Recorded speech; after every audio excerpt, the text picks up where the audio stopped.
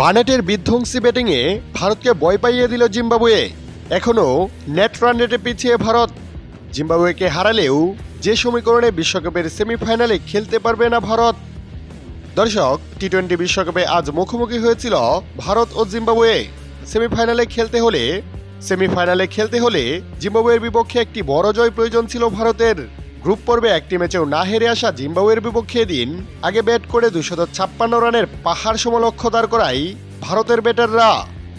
তবে রান পাহাড়ের চাপা পড়লেও ভয় পায়নি জিম্বাবুয়ে।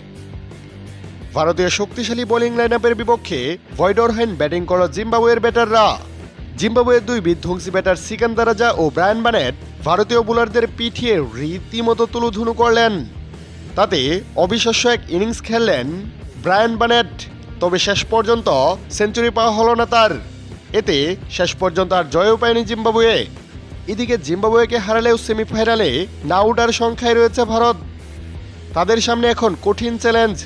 বিশ্বকাপের সেমিফাইনালে খেলতে হলে ভারতের বাকি থাকা একটি ম্যাচে বড় ব্যবধানে জিততে হবে ভারতকে। ভারতের আগামী ম্যাচ বিশ্বকাপে দুর্দান্ত ফর্মে থাকা ওয়েস্ট ইন্ডিজের বিপক্ষে। এই ম্যাচটি হবে ডু অর ডাই ম্যাচ।